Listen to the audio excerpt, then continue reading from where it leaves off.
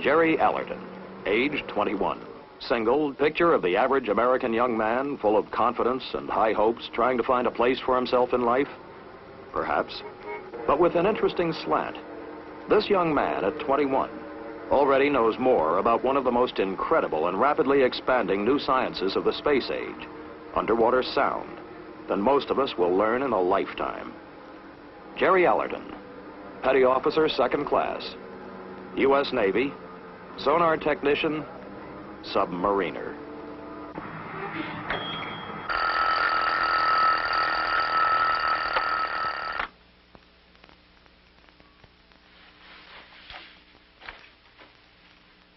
Ted Thatcher, age 31.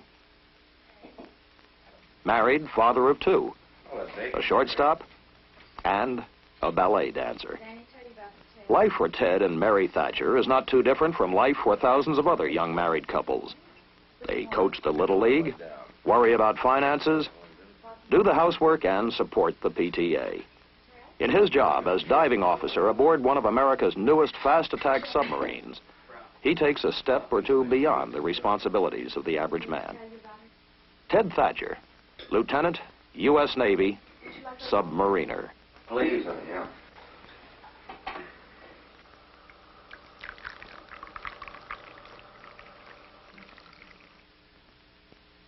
Steve Ferris, age 35, married with 3 children.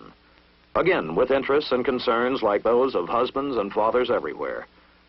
But unlike most men of 35, Steve Ferris, graduate of the United States Naval Academy, the U.S. Naval Submarine and Nuclear Power Schools, has a singular responsibility: the complete command of a $30 million fighting machine, a U.S. Navy submarine. Steve Ferris, Lieutenant Commander, U.S. Navy, submariner.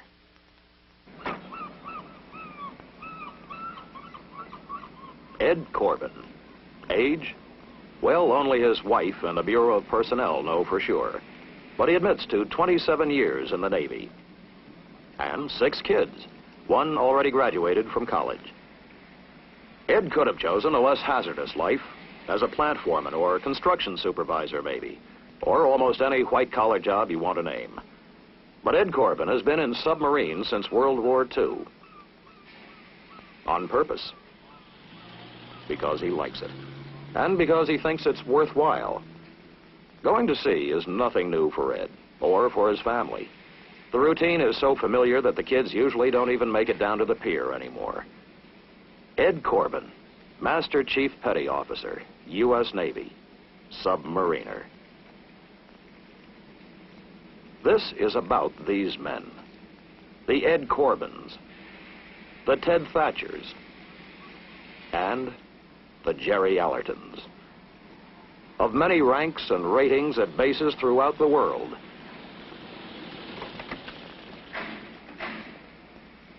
And it is about the Steve Ferrises and those who shoulder the burden of command.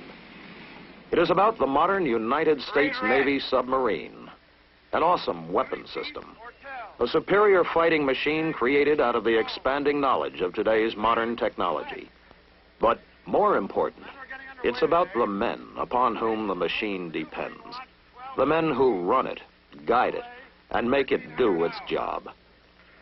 For these men represent thousands more around the globe, from Pearl Harbor to Holy Lock, from New London to Sasebo, men who stand literally at the forefront of the free world's defensive strength, the officers and men of the United States Navy Submarine Force.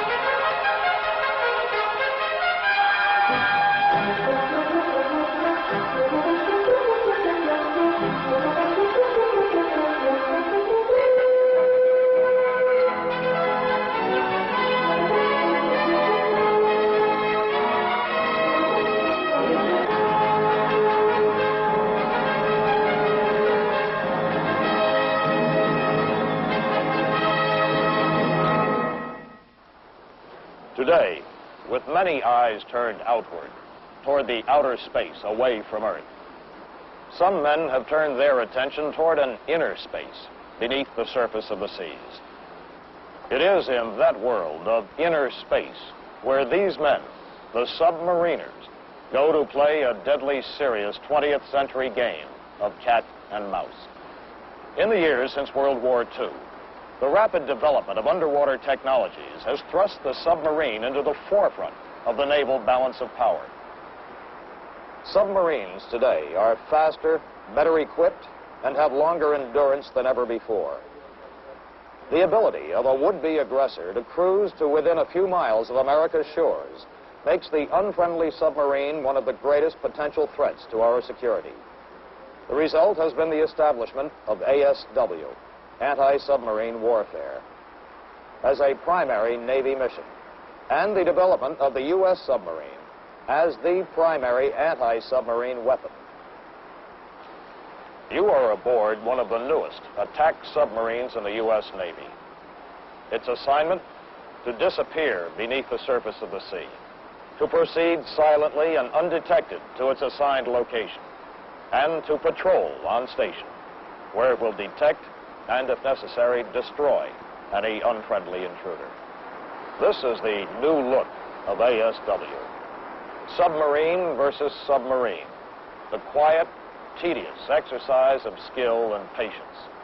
The solemn game of hide and seek, played out in the silence and the darkness of inner space. Mr. Thatcher, make preparations for diving. Aye, sir. Prepare the bridge for diving. Bridge control. Ship has been ready for dive. Compensate check fine officer. Bridge aye. Bridge, this is Captain. I have the con. Bridge aye. Clear the bridge. Clear the bridge. Mr. Krieger, sound the diving alarm. Aye, sir. Control con. Dive. Dive. Dive.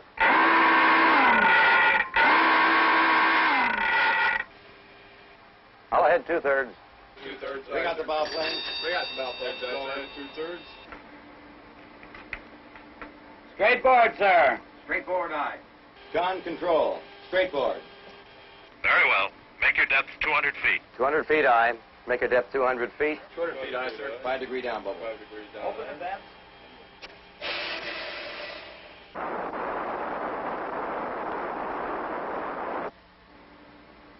All compartments report condition normal on the dive, sir. Secure the phone. Secure the phones, aye. Secure the phones.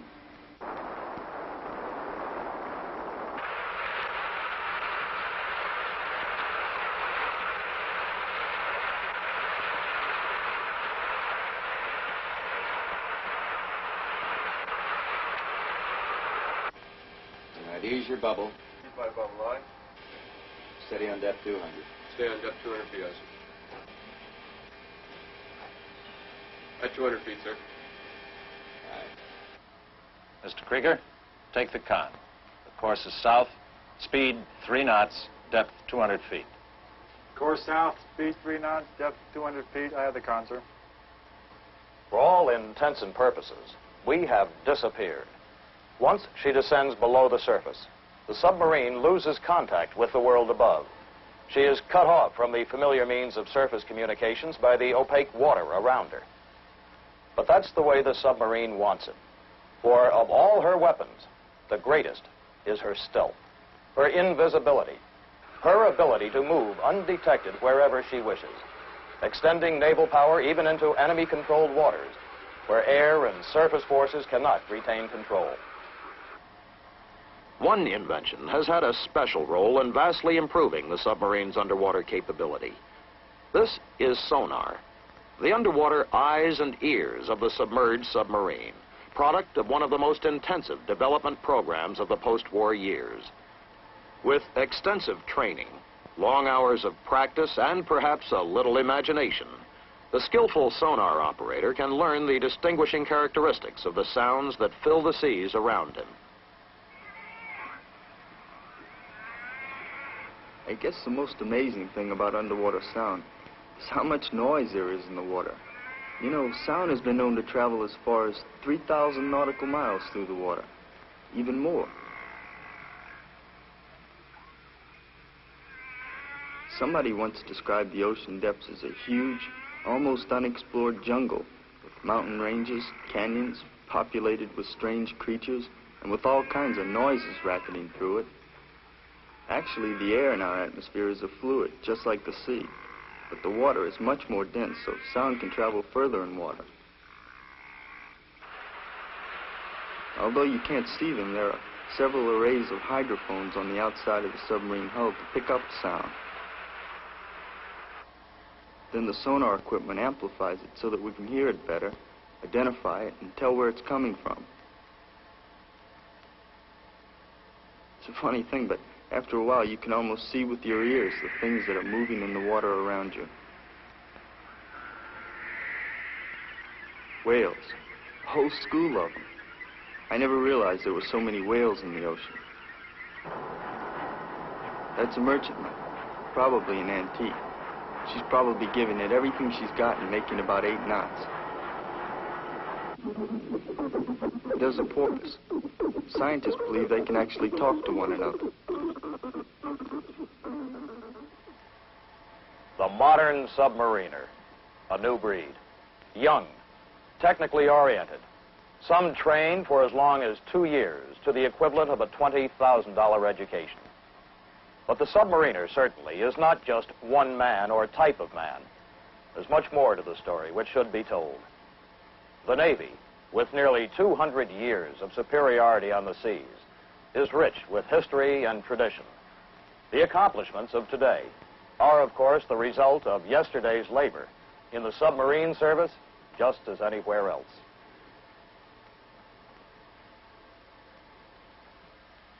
I can remember when I was a little kid, seeing movies of the USS Holland, first submarine ever commissioned by the U.S. Navy. I remember my father said, you wouldn't be able to pay him enough to get him down in a thing like that. A man named John Holland built it and proved it really worked. They could even get a torpedo inside of it. From 1900 to 1914, 25 submersibles were accepted by the Navy. They carried only a handful of men and cruising ranges were limited. But most people didn't really consider the submarine a serious military threat until the First World War. German U-boats proved that the submarine was a deadly killer and revolutionized naval warfare. America went to work after that. The L boats, O, R, and the S boats. But the big advance came in the World War II fleet-type submarine. She was 320 feet long, faster and had greater endurance than any other sub in the world. My first 2 subs were fleet types in the Pacific, where the submarine force piled up a record number of kills against enemy shipping. Well, we thought then that the fleet type was the last word. Of course, that was, let's see, 24 years ago. None of us could have realized then how incredible the changes of the next 20 years would be.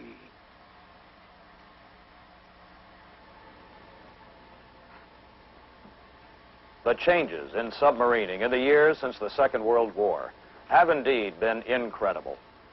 First, the snorkel, then nuclear power and revolutionary new hull designs. In general, as improvements were made, the hulls got larger and roomier, and consideration was given to habitability during design and construction. It is not an oversimplification to say that the submariner's life, like anyone else's, is divided between eating, sleeping, and relaxing on the one hand, work on the other. It's just that his work is of a rather momentous nature, and a great deal of our future depends on how well he does it. Man battle station's torpedo. Man battle station's torpedo.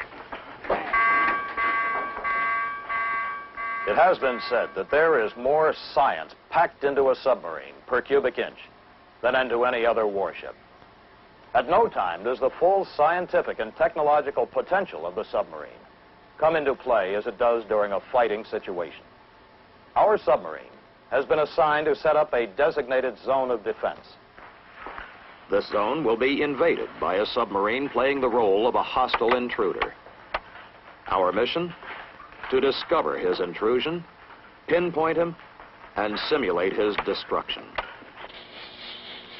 Con sonar, I have a contact on the RO-80U, bearing 120, drawing right. At the call to battle stations, every job is taken over by the man best qualified to do it. The submarine comes to its peak fighting condition. At the con, the ship's commanding officer and his assistant approach officer. The diving officer, responsible for the submerged operation of the ship. Nearby, the fire control party, the fire control coordinator, and 3 fire control system operators. Their responsibility to solve the mathematical problem of determining the relative positions of own ship and target, and put the torpedoes on the right track to hit the target. The plotting party, supervised by the plot coordinator. Information received from sonar is applied to different plotting techniques in a multiple attempt to get an accurate solution of the target's course, range, and speed. Below in the torpedo room, weapons system personnel man their stations and prepare to ready the designated weapons for firing. The indicators on the weapon monitor panel keep the operator and the torpedo tube captains informed of the status of the entire fire control system and what is taking place above in the attack center. Con sonar, I now hold target bearing 125 in audible contact, evaluated as possible snorkeling submarine, designated Sierra 10. Very well, sonar. Send bearings every minute and report when you can hold them in ATF. Sonar I, contact Sierra 10, now bearing 127 and closing. Make ready Mark 370 torpedoes in tubes 1 through 4. Aye, sir. Tubes forward, con. Make ready 4 Mark 370 torpedoes in tubes 1 through 4. Con attack. Mark 370 torpedoes are loaded in tubes 1 through 4. Con sonar, contact Sierra 10, bearing 129. Evaluated as definite snorkeling submarine. Am tracking in ATF. Very well, sonar. Get a turn count on the contact. Sonar I. Plot. We'll make an approach against contact Sierra 10 bearing 130. He is a snorkeling submarine. I intend to fire 2 Mark 370 torpedoes. The tactics of a submarine attack are divided into 3 phases: contact, approach, and attack. The first phase is now complete. Already we know quite a bit about our adversary. He is a diesel-electric powered boat, capable of running submerged on his batteries even more quietly than a nuclear sub. But his batteries eventually run down. He has been forced to come to surface to suck in air through his snorkel, to run his diesel motors and charge his batteries.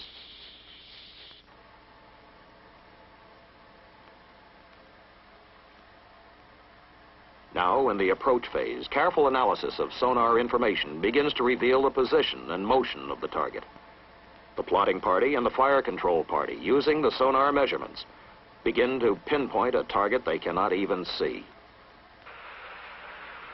Slowly, as we move closer and closer to the target, the information is modified, refined, becomes more and more exact. As the solution begins to look good, the final settings are made in the torpedoes. Set medium speed, normal search pattern with running depth 60 feet. And the tubes are made ready for launching.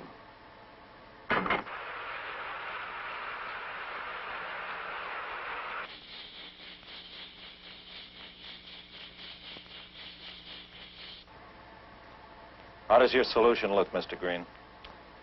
I think we have him, sir. We need 1 more bearing from sonar plot.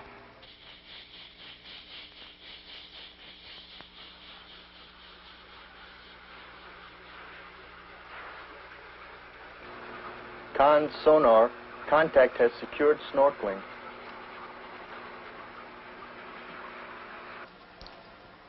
Contact has secured snorkeling. Plot I.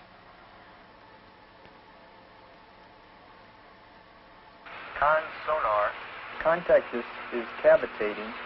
Sounds like he's going deep.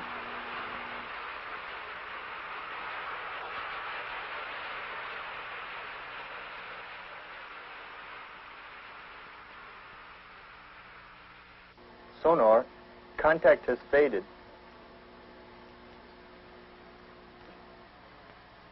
Sonar, shift to manual tracking and search 30 degrees around last contact. Sonar eye.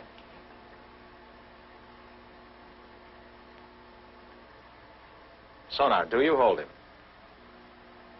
Sonar eye, wait. Con sonar, I hold no contact.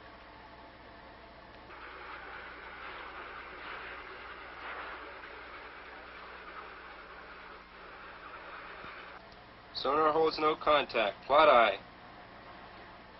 All stop. Rig ship for ultra quiet. Roger. All stop. Set condition ultra quiet. All stop aye. All stop. All stop. Answers all stop. Mr. Krieger, take the con. I'm going below. Aye, sir. Aye, the con.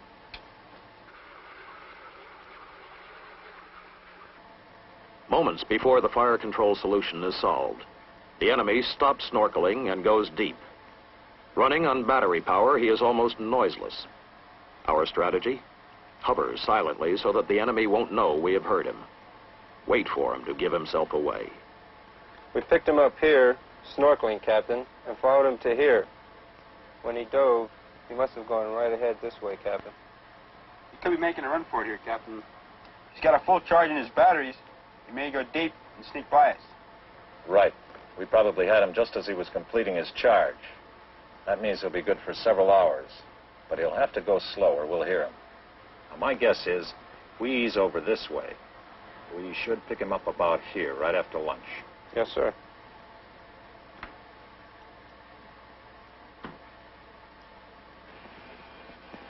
Mr. Thatcher, come right to 200 degrees and make your speed 3 knots. Aye, sir. And Mr. Thatcher, keep it quiet. Aye, sir. Right full rudder. Right full rudder. The rudder's right full. Maneuvering control. Increase turn slowly to 3 knots. Increase turn slowly to 3 knots. Maneuvering aye. Steady up on course 200.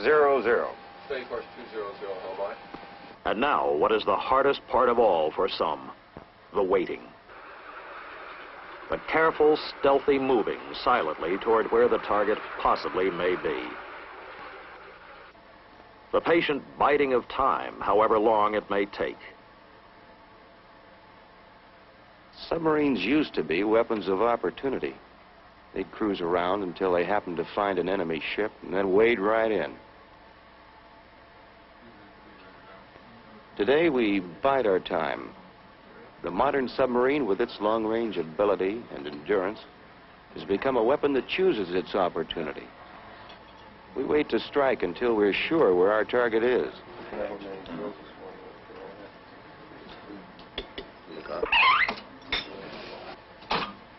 Captain, pass the word to man battle stations. I have him again. Snorkeling. Same contact we had this morning. Let's get him this time.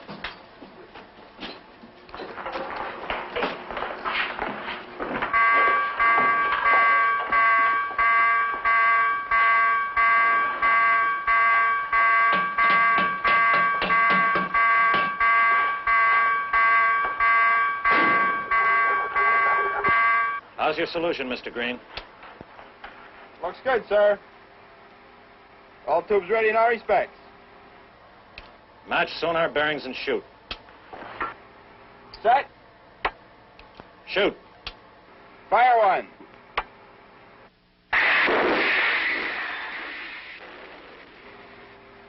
Set. Shoot. Fire two. In an exercise firing of this kind, the target is notified by underwater telephone as soon as the torpedoes are fired. Notify Rum Runner the units are away. Aye, aye, sir. Rum runner, run runner. This is Tabasco, Tabasco. 2 acoustic units away. Time, 1240 hours. Out. Again, nothing to do but wait. The torpedoes will take several minutes to reach the target. If they are on their mark, the target will hear them and report the outcome of the attack over the underwater phone.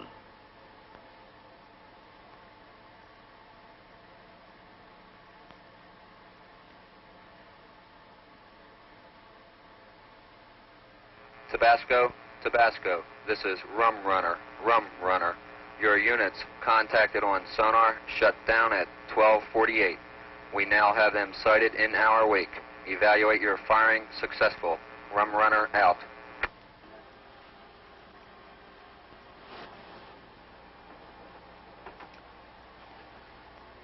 For these men, the successful completion of this mission, even though it was just an exercise, is of most critical importance.